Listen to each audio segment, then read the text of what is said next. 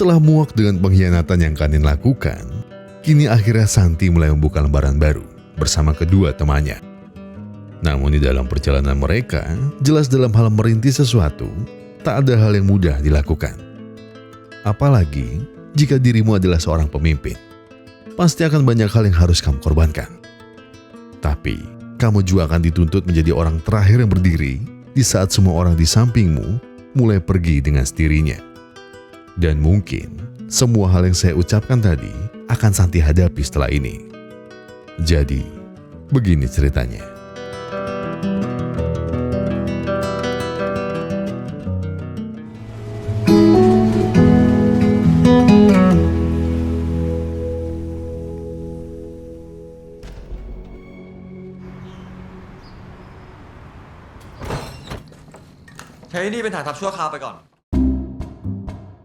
Iya, di bagian sebelumnya, Santi, Ruji, dan Xiaoyu sudah sepakat untuk membangun kantor ini bersama. Ya, walau kantor pertama mereka berada di kos-kosan kumuh, tapi ya nggak apa-apa. Sebagai CTO yang baik, Ruji pun tak mau membuang waktu. Ia langsung memerintahkan seluruh karyawan buat langsung kerja. Gak ada jalan-jalan, gak ada malas-malesan. Yang ada hanyalah semangat membara dari mereka semua. Kerja, kerja, kerja, dan kerja. Tapi Pak, saya mau dulu. Kerja. ค่ะคุณสาครหนูส่งดีเทลให้ทางเมลได้ไหมคะ จะอธิษฐานจิตขอให้ลูกประสบความสำเร็จนะ ไม่ดีกว่าครับ ตื่นคุณตื่น ตื่นไอ้สัตว์แอร์พัง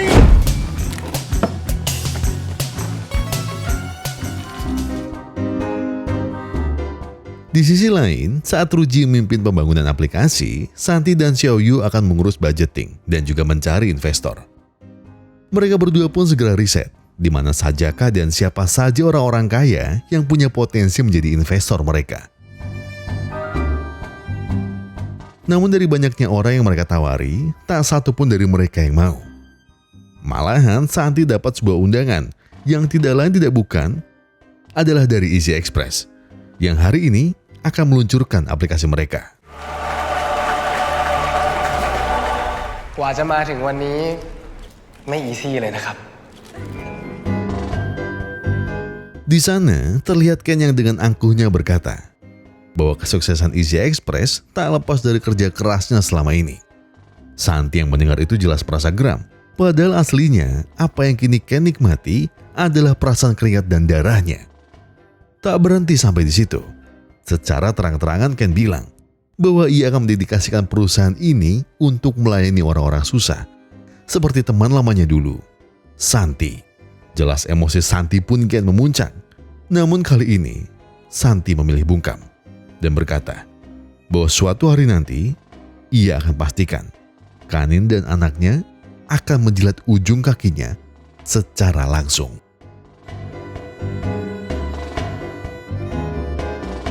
Sebelum Santi melanjutkan ambisinya, ia harus sadar bahwa membangun perusahaan dari nol tidaklah mudah. Baru seminggu kerja sudah mulai terjadi masalah. Diketahui karyawan yang bernama Linux mendapat kabar duka dari sang ibu. Namun masalahnya, Ruji tak mengizinkannya untuk pergi dari kantor. Dan alhasil Linux pun dipecat oleh Ruji hari itu juga. Santi pun segera mengantar Linux ke rumah sakit untuk menemui ibunya dan meminta Xiaoyu berbicara kepada Ruji. Tapi sayang, sepulangnya Santi dari rumah sakit, keadaan malah semakin kacau.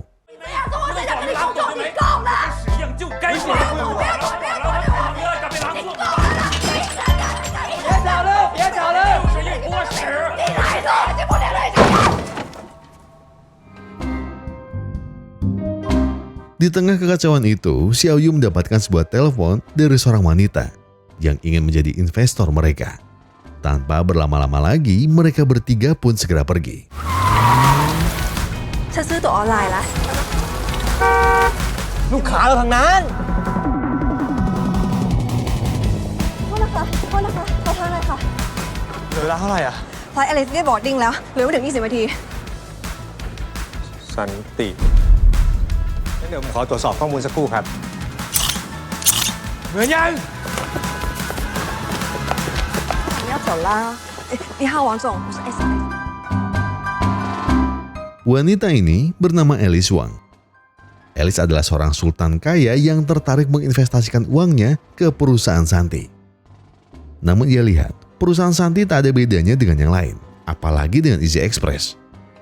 Di tengah ketegangan itu, Alice pun bertanya, apa yang membuat perusahaan Santi berbeda, sehingga Alice harus menginvestasikan uangnya. Santi pun berpikir keras, begitu pula dengan Xiaoyu. Hingga sampai akhirnya, Santi teringat kejadian saat ia tadi berangkat. Saat di jalan, Santi melihat banyak orang kesusahan saat mengantri di Easy Express. Ditambah cuaca hari itu sedang buruk.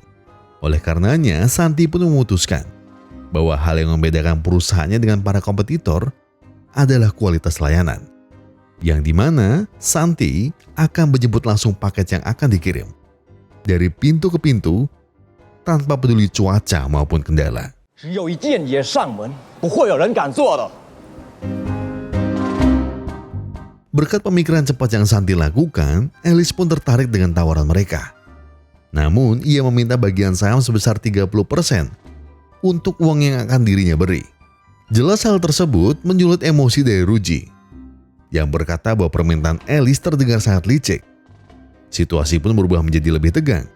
Jika Santi tak menerima tawaran dari Alice, keuangan perusahaannya bisa terancam. Namun jika dirinya menerima, Santi tak akan pernah tahu gebrakan apa yang akan terjadi jika perkataan Ruji memanglah benar. CEO 要做决定哦。 Di tengah himpitan keuangan dan ketakutan di masa depan, Santi pun akhirnya berani memilih bahwa tawaran yang Alice berikan tak bisa ia terima. Santi hanya mengizinkan Alice memiliki 15% saham perusahaan. Jika tidak mau, maka tidak perlu. Dan jawaban itu jelas membuat Alice tersenyum getir dan bilang bahwa dirinya sudah membuang banyak waktu kali ini. Tentu saja keputusan yang Santi buat menyebabkan Xiaoyu marah. Ia bilang, jika mereka tak kunjung mendapat investor, maka perusahaan hanya akan bertahan selama 3 bulan. Dan selebihnya, hanya ada sebuah angan dan harapan. Namun di tengah keputusasaan itu, sebuah keajaiban malah datang. 我很讨厌 SR Express 这个名字，可以，那就15%，再给我一下公司名字的备选。For now。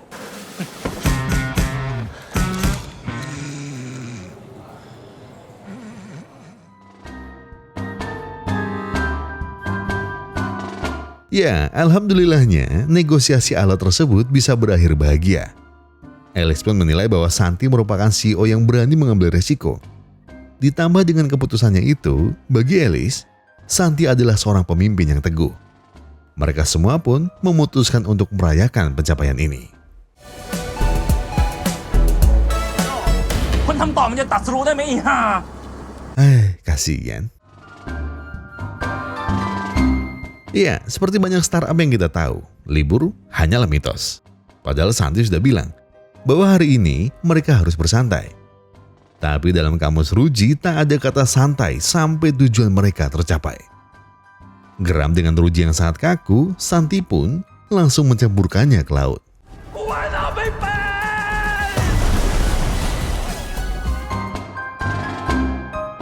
Iya, alasan mengapa Santi ingin merayakan hari ini agar mereka semua bisa punya ikatan yang kuat. Tak serta-merta berkumpul untuk kerjaan. Hingga tak terasa hari pun mulai senja. Di atas kapal itu, Xiaoyu mengutarakan perasaannya bahwa dirinya sangat senang dengan perjalanan ini. Walau mungkin mereka semua punya watak yang berbeda, Xiaoyu percaya selama Santi yang memimpin, badai besar pun bisa mereka lewati. Dan berbicara soal badai, tiba-tiba Santi terpikirkan sebuah hal.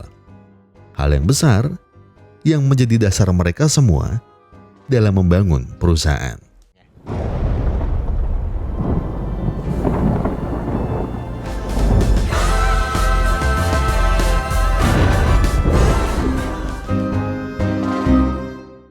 Thunder Express. Itulah ide jenius yang terbesit di benak Santi saat di kapal kemarin. Namun sayangnya, Santi lupa satu hal. 坦德农比多黑是对混。我的是个人。 Ya nggak apa-apa, masalah kecil. Nanti Santi beli huruf H-nya dan pasang sendiri. Selain nama perusahaan yang baru, kini mereka juga telah punya kantor yang baru.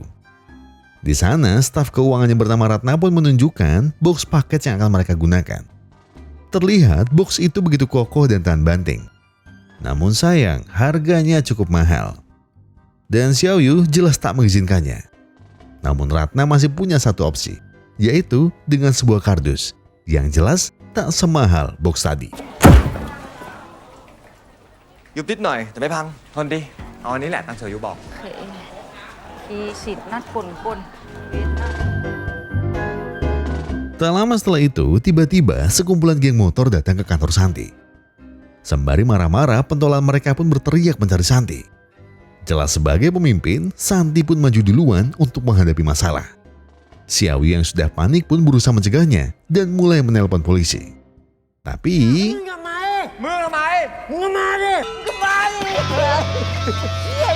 ถึงไม่บอกไอ้เหี้ยกูจะได้ไปรับ รับเหี้ยอะไรกูมีรถ ไอ้สัตว์ไงวะไอ้เหี้ยคิดไอ้เหี้ย Ya, tapi ternyata mereka adalah teman-teman Santi. Diketahui ternyata dulunya Santi adalah ketua geng motor. Namun semua itu usai ketika Santi terpaksa masuk penjara. Hingga sampai sang ayah yang menjemputnya, menghardik Santi dan memaksanya untuk bekerja serabutan sebagai hukuman. Sejak hari itu, Santi telah berpisah lama dari mereka. Dan karena kabar Santi yang membuka perusahaan logistik tersebar, Wahyu sebagai ketua yang baru pun mendaftarkan diri menjadi kurir di perusahaan Santi. Selain itu, ada seseorang juga yang turut hadir bersama Wahyu hari ini.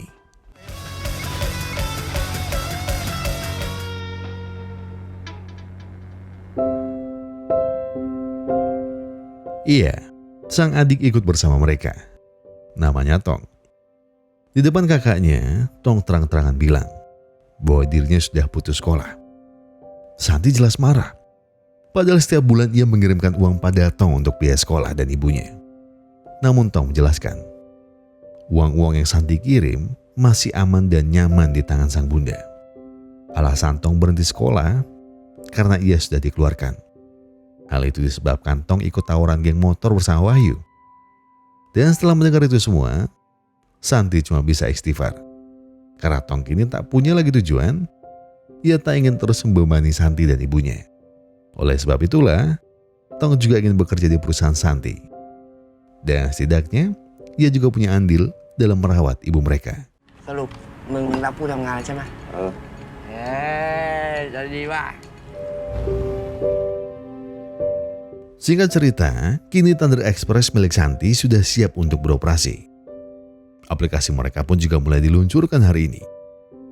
Dan sebagai pemimpin sejati, Santi bahkan berdiri paling depan untuk memandu semua orang yang mengikutinya, agar selalu percaya bahwa mimpinya ini adalah mimpi mereka. Dengan motor butut kesayangannya, Santi pun berteriak bahwa Thunder Express akan terbang lebih jauh lagi.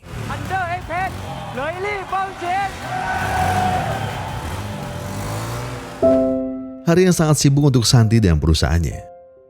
Mereka semua pun berkumpul untuk melihat grafik perkembangan hari ini. Santi bilang bahwa dirinya bertaruh 3.000 baht jika pesanan hari ini tidak menembus angka 1.000. Angka yang masuk akal bagi Santi. Namun ternyata hasilnya di luar dugaan. Lebih dari 3.897 pesanan telah masuk hari ini. Dan hasil tersebut benar-benar di luar dugaan Santi. Senyum dan tawa mereka pun pecah. Seakan hasil kerja keras mereka sudah terbayar tuntas. Namun Santi mengingatkan bahwa ini hanyalah awal. Awal dari semua pencapaian besar mereka. Tetapi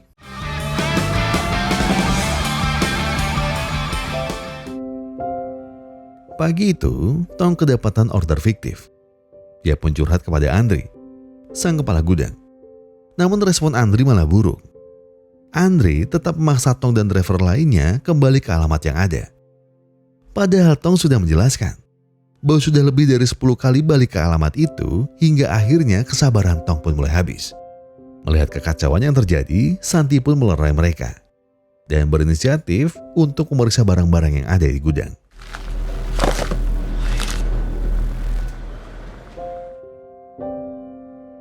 Benar saja, sebanyak 3.000 paket merupakan order fiktif yang tidak lain dan tidak bukan adalah ulah dari Ken. Akibat hal tersebut, jumlah paket yang ada di gudang pun menumpuk. Hingga sampai seorang pria datang dan marah karena barang yang ia kirim belum juga sampai di tujuan. Santi dengan penuh rasa malu mulai meminta maaf. Namun si pria itu tak peduli. Jika sampai barangnya tak kunjung datang, ia akan menghabisi Santi dengan tangannya sendiri. Kekacauan ini jelas membuat sisi kantor menjadi runyam. Terlebih Santi.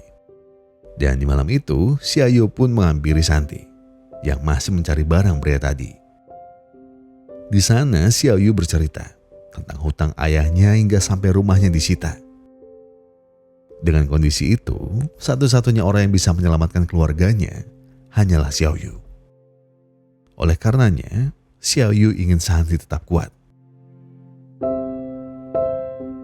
Karena semua orang di tempat ini percaya padanya. Namun berkat cerita dari Xiaoyu, Santi sadar akan sebuah hal. Bukan hanya tentang tak boleh menyerah, melainkan บ้านโดนยึด iya, berkat cerita rumah Xiaoyu yang disita, Santi menyadari sebuah hal. Seluruh paket fiktif itu beralamatkan rumah sitaan negara. Ia lalu meminta Ruji dan timnya untuk memblokir semua alamat itu. Di titik ini, Santi yakin bahwa apa yang telah terjadi disebabkan oleh Kanin dan anaknya. Jadi untuk membalaskan perbuatan mereka, Santi pun membuat sayembara. Untuk siapa saja yang bisa mencuri pelanggan Easy Express, Santi akan memberikan bonus besar dan tambahan jatah cuti kepada mereka.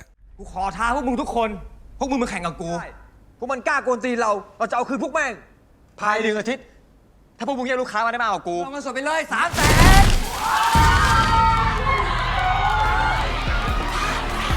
สวัสดีจ้าส่งทันใจส่งทันเดอร์ลูกเพลรับถึงหน้าบ้านสแกนกันหรือยังเจ๊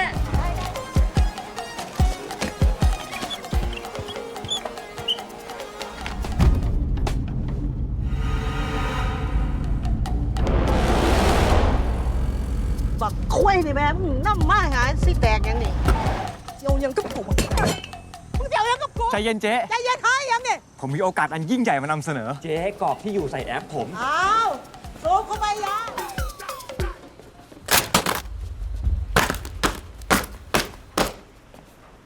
เจ๊ดูนี่ มึงว่ามึงทนนี่ลีนะบักตี ครับเอาเลยจ้าเอาเลยจ้า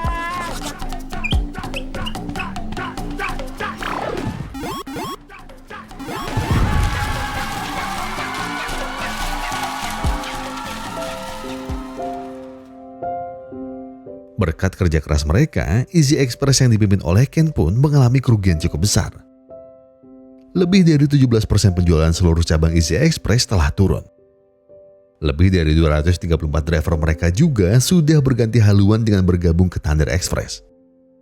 Jelas dengan laporan tersebut, Ken langsung memecat kepala marketing dan juga HR mereka. Dan untuk memantapkan pembalasannya, Santi pun mengirimkan sebuah paket kepada Kanin dan membakar semua paket fiktif yang masuk ke perusahaannya.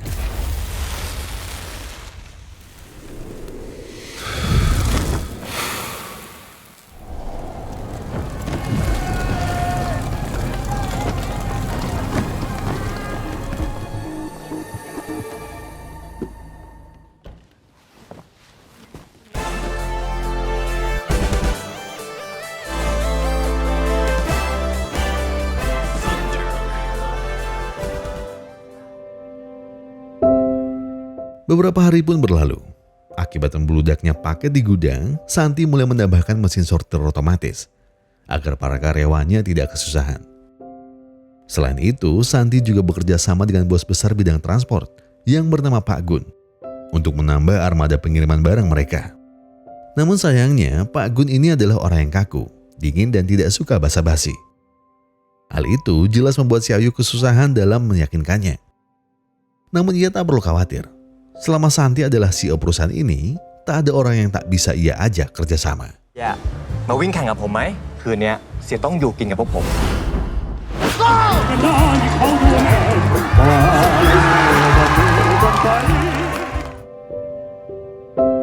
Dan iya, Santi pun menang dalam perlombaan itu, yang berakibat Pak Agun harus menepati janjinya. Namun Pak Agun bilang, selama 30 tahun dirinya membangun perusahaan, ini adalah pertama kalinya Pak Agun mau mengikat kerjasama dengan perusahaan lain. Bahkan saat grup Kanin memintanya kerjasama, ia menolak. Jadi Santi harus jaga baik-baik kepercayaan yang sudah ia berikan. Karena selain tentang uang, Pak Agun melihat sisi baik dari Santi sebagai pemimpin yang hebat. ยอมให้ทันเดอร์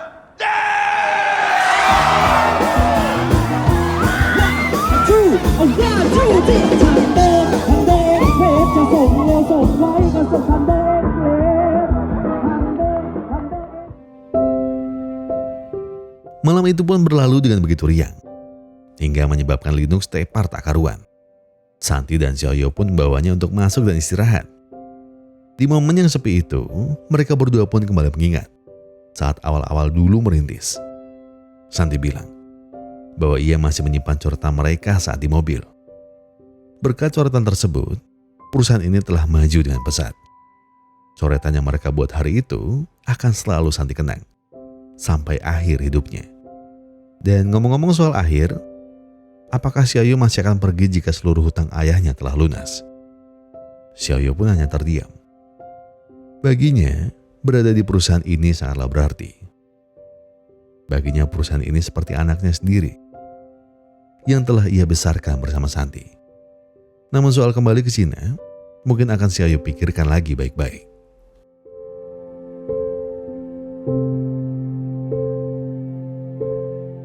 Setelah perayaan besar malam itu, sepertinya halangan besar juga turut datang ke hidup Santi. Di pagi yang cerah, saat semua karyawan sedang sibuk bekerja, Ruji muncul dengan marah-marah. Ia menyeret Santi untuk berbicara kepada Xiaoyu tentang anggaran pembelian server yang tak kunjung Xiaoyu terima. Ruji bilang, dengan melonjaknya pengguna aplikasi, server yang kini mereka punya tak akan mampu menampung semua. Namun Xiaoyu masih berkilah. Selama belum ada laporan error dari pengguna, ia akan tetap menyimpan anggaran untuk hal yang darurat. Santi yang mendengar itu berusaha membujuk Xiaoyu. Namun tetap saja, usahanya itu sia-sia. Masalah hal itu bertambah saat Ratna mengabarkan bahwa beberapa cabang mereka telah ditutup. Buru-buru Santi pergi ke lokasi. Ternyata alasan penutupan cabang adalah izin dari sang pemilik lahan. Santi yang merasa cabangnya tak melakukan kesalahan pun marah-marah. Namun sang pemilik lahan bilang bahwa hal ini harus ia lakukan karena pihak Easy Express telah membayar lebih mahal dari Santi. Dengan emosi yang meledak, Santi pun memutuskan untuk membuka cabang baru dan menurunkan tarif jasa kirimnya lebih murah dari semua kompetitor yang ada. Keputusan Santi jelas menjadi masalah besar. Xiaoyu bilang, jika mereka menurunkan harga serendah itu, mungkin penjualan akan menaik, tapi tidak dengan keuangan perusahaan. Kecuali mereka harus memangkas gaji karyawan. Santi pun menyetujuinya. Namun Ruji menolak. Lebih baik ia bekerja tanpa digaji daripada harus mengurangi gaji karyawan mereka. Para karyawan telah bekerja keras siang dan malam demi perusahaan ini. Namun jika Santi hanya peduli dengan egonya saja, lebih baik mereka bubar daripada harus merugikan orang lain. Protes keras tak hanya dilayangkan Ruji. Tong sebagai adik pun kini menjadi sasarannya. Para driver mengeluh mengapa Santi setega itu memotong gaji mereka yang tak seberapa. Dan singkat cerita, penjualan Thunder Express naik 4 kali lipat dari sebelumnya. Namun kenaikan itu tak sebanding dengan keuntungan yang mereka dapatkan.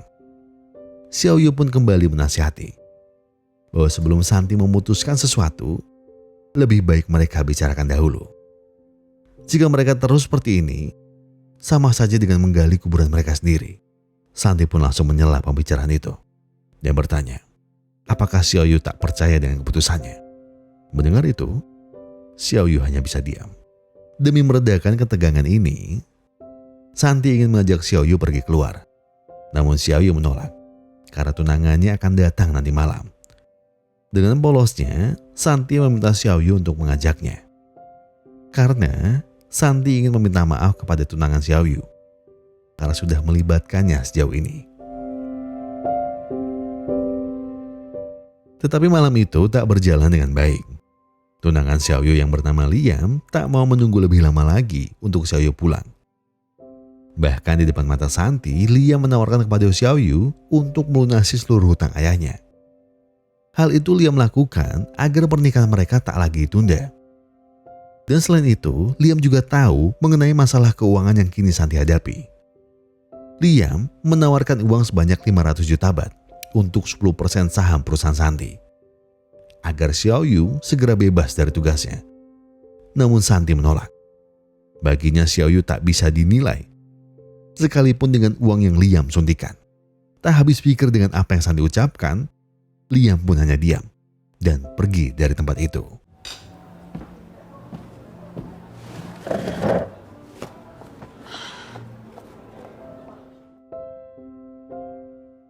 Masalah semakin bertambah pelik saat keesokan paginya satu persatu dari karyawannya telah pergi, termasuk teman baiknya Wahyu.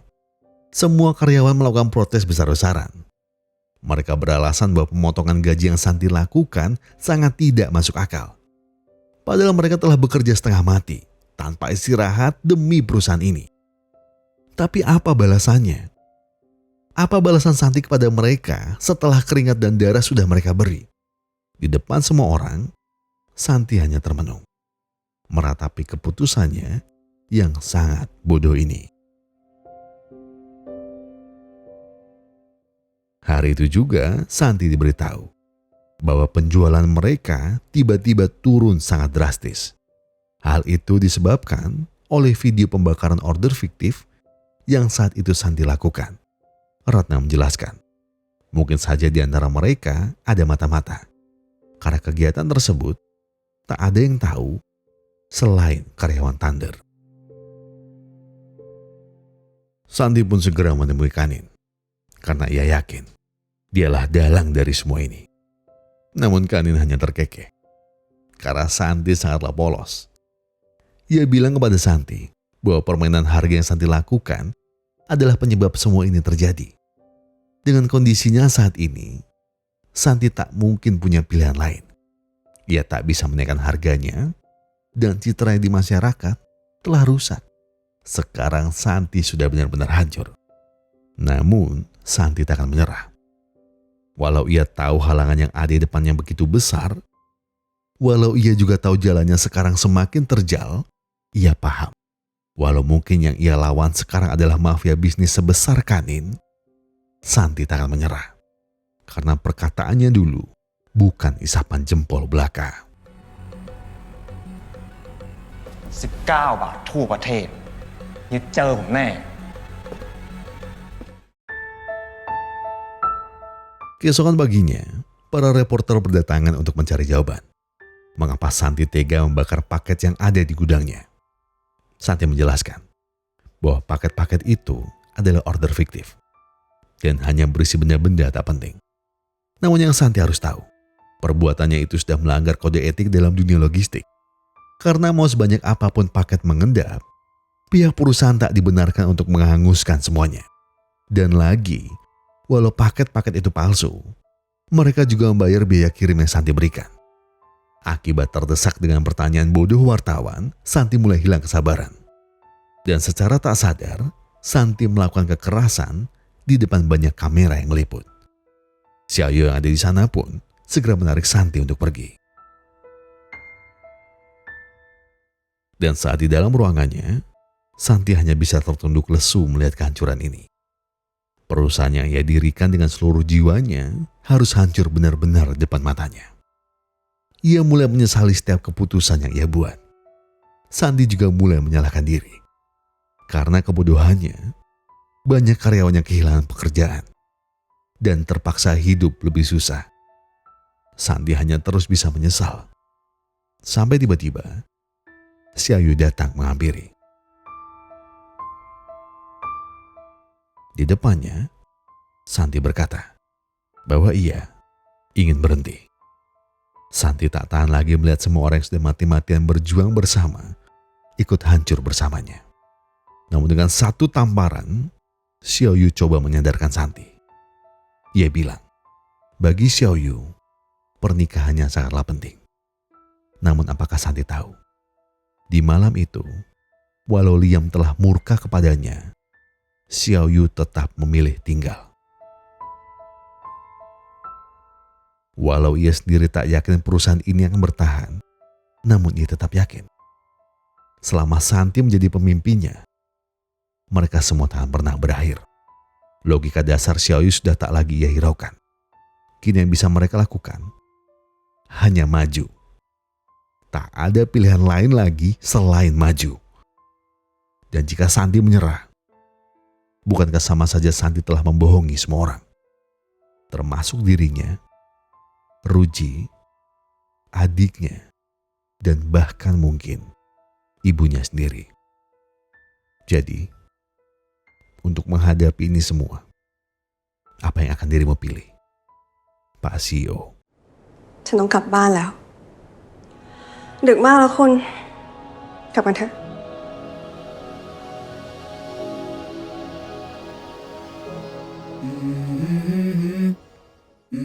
Dan itulah Mad Unicorn part kedua, yang tentu saja perjuangan Santi dalam membangun sebuah perusahaan belum berakhir. Jadi apakah Santi akan bangkit dan menemukan solusi dari masalah-masalah yang timbul sekarang? Atau apakah ternyata di ujung cerita Santi akan gagal dan kalah dari Kanin dan anaknya? Kita semua nggak tahu sebelum menonton video bagian terakhir dari serial ini. Dan oleh sebab itu, Daud sudah saya beliin Nescafe sasetan 30 pak. Jadi kita doain anak itu bisa nyelesain part terakhir dengan baik dan bisa memuaskan kita semua dengan ceritanya. Dan seperti biasa, dari video ini ya bisa dibilang dari bagian ini saya bisa belajar satu hal. Terkadang saat di tengah masalah, kita diharuskan membuat keputusan yang cepat dan juga tepat. Namun gak semua orang bisa melakukannya. Terkadang keputusan yang kita ambil malah berakhir buruk. Karena terkadang kita juga lupa dengan siapa kita menjalani perjalanan ini. Namun terlepas dari itu semua, yang harus kalian pahami, menyerah bukanlah opsi. Menyerah bukanlah solusi. Walau dirimu hancur sekalipun, selama kamu tidak menyerah, kamu belum kalah. Dan itulah yang harus Santi lakukan. Beragam cobaan dan tantangan datang silih berganti. Namun jika Santi tak menyerah, ia pasti bisa melewati semua ini. Termasuk kalian yang misalnya ada masalah di kerjaan, ya udah dihadapi, jangan jadi pengecut yang takut dimarahin. Dimarahin itu kan udah biasa, dan lebih baik kamu dimarahin daripada didiemin. Karena saat kamu berbuat salah tapi semua orang diem, artinya apa yang kamu lakuin itu udah nggak lagi dipeduliin. Jadi ya udah, jangan nyerah. Salah itu manusiawi. Orang ada pemimpin daerah yang lakuin salah tapi berani ngadepin kok. Udah gitu bikin salahnya berulang kali. Heran saya, kayak gitu manusia. Tapi ya nggak apa-apa sih, daripada presiden sama wakilnya ya buat konten YouTube aja harus sampai suntik like. Cih, mendoku sih. Disapu ya mas? Enggak, saya tidak akan nyapu. Tolong, yang nulis ini namanya Saya Kokon dan Snap Tim Pusar Efek Glory mengucapkan terima kasih. Terima kasih buat yang sudah menonton video sampai habis. Terima kasih buat yang sudah memberikan like, memberikan komentar, mensubscribe dan juga memencet tombol thanks-nya. Karena apapun yang kalian lakukan untuk channel ini sudah membantu channel ini berkembang sampai hari ini. Dan sebagai penutup seperti biasa, saya akan bilang ke kalian semua, kalau kalian lagi banyak masalah itu berat banget, yang tenang, nggak perlu buru-buru, nggak perlu nyusu-nyusu, oke? Selesaikan semua dengan kepala yang dingin. Jadi sekarang tarik nafas, buang, tengah kopinya, ambil koreknya dan sebatin aja dulu. Tungguin part 3-nya ya.